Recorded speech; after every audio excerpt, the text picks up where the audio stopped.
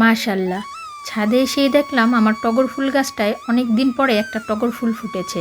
সাদা রঙের ফুলগুলি কেন যে আমার কাছে এত ভালো লাগে আমি নিজে জানি না। গাছটায় দেখলাম আরও কিছু কলি এসেছে, এই কলিগুলিও ফুটবে ফুটার সময় হলে।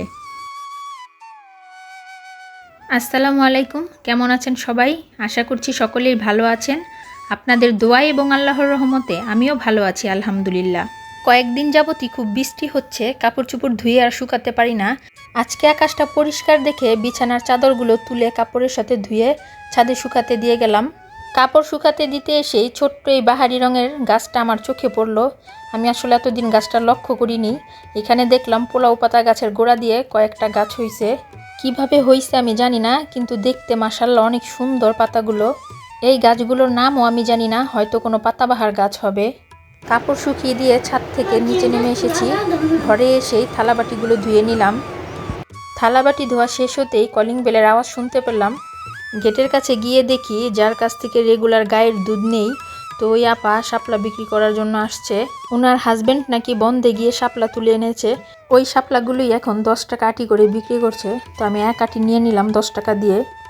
বোতল থেকে দুধটা ঢেলে ছেঁকে নিয়ে চুলায় জাল দেওয়ার জন্য বসিয়ে দিয়েছি। দুধটায় বলক চলে আসছে, দুধটা নামিয়ে নিয়ে আমি দুপুরে রান্নার আয়োজন শুরু করে দেব।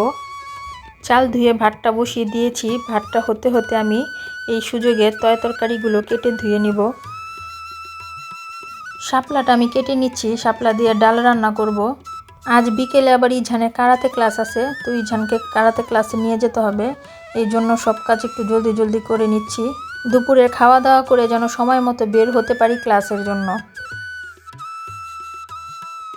তরকারি রান্নার জন্য সবজি কেটে ধুয়ে গুছিয়ে নিতে নিতে এদিকে দেখলাম আমার ভাত হয়ে গেছে।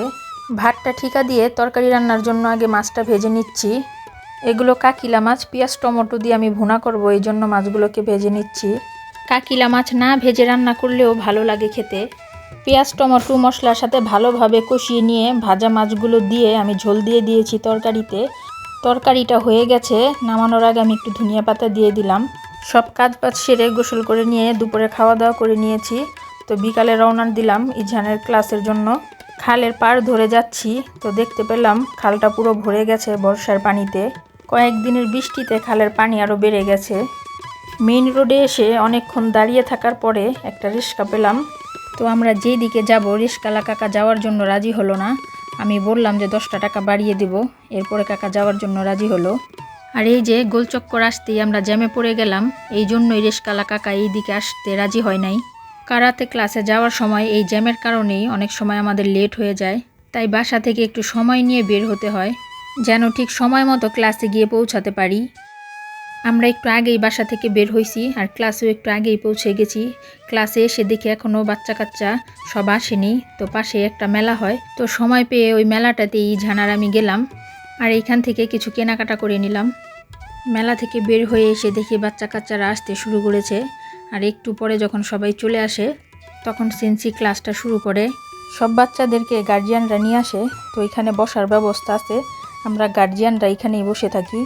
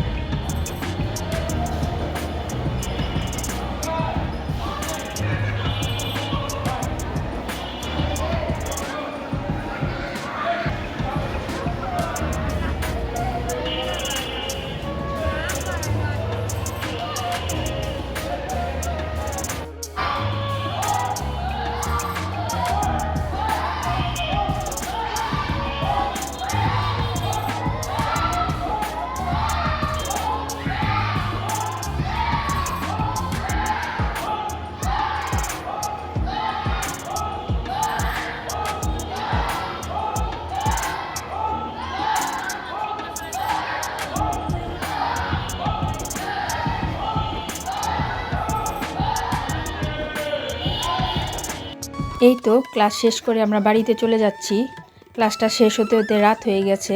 আমার আজকের ভিডিও এই পর্যন্তই ছিল। আমার ভিডিওটি যদি আপনাদের কাছে ভালো লেগে থাকে, আমার চ্যানেলটিকে লাইক এবং সাবস্ক্রাইব করার অনুরোধ রইল।